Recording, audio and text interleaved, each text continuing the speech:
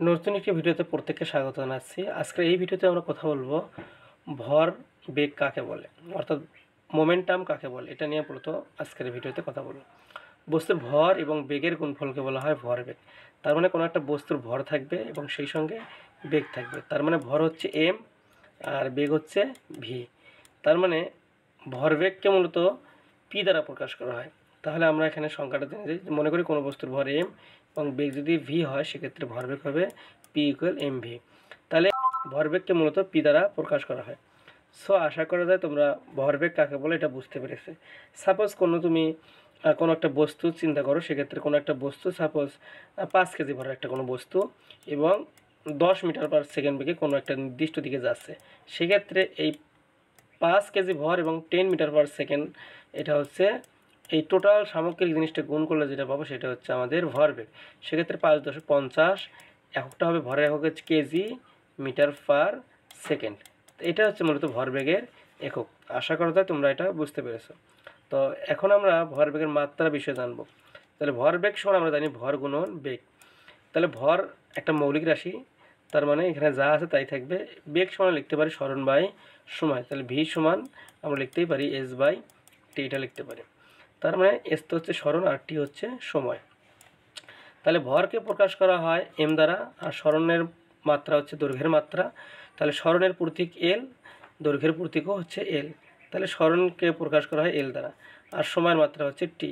তাহলে M R হচ্ছে এল, এটা হচ্ছে উপরে গুণ আকারে আছে, তাহলে আমরা লিখতেই পারি এম এল। আর টি এখানে খেয়াল করো, টি ভাগ আকারে আছে, তা ভাগ আকারে থাকলে উপরে আমরা লিখবো টি মাইনাস ওয়ান, অর্থাৎ টি এটাকে বলা হয় ইনভার্স ওয়ান। এটাকে বলবো আমরা ইনভার্স বলবো।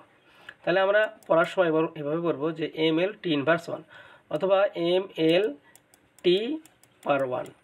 তাহলে এভাবে আমরা বলতে পারি। তাহলে আমরা সহজে বলি M L T inverse one. যদি এককটা এরকম হতো যে M L T inverse two, এভাবে আমরা পড়তাম। যেহেতু এককটা এরকম হয়েছে যে M L T inverse one, তার মানে এটা হচ্ছে ভরবেগের কি মাত্রা, সরি একক না, এটা হবে মাত্রা। তাহলে আমরা ভরবেগকে পি দ্বারা প্রকাশ করা হয়, আর মাত্রা সমীকরণকে থার্ড ব্র্যাকেট রাখতে হয়। সেক্ষেত্রে থার্ড ব্র্যাকেট দেবো, দেওয়ার পরে M L T inverse one, এটা হচ্ছে ভরবেগের মাত্রা।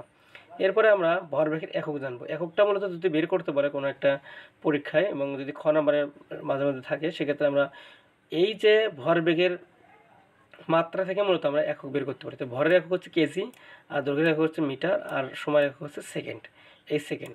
আর এই যে ইনভার্স ওয়ান, সেটা আমরা লিখবো ইনভার্স ওয়ান। তাহলে আশা করা যায় যে তোমরা ভরবেগের মাত্রা একক খুব সহজেই বের করতে পারবা। এখন আমরা ভরবেগ কী রাশি এই সম্পর্কে জানবো। এখানে খেয়াল করো, আমরা যখন ভরবেগের মাত্রা বের করেছি, ভর এবং বেগ দুইটা জিনিস এখানে আছে।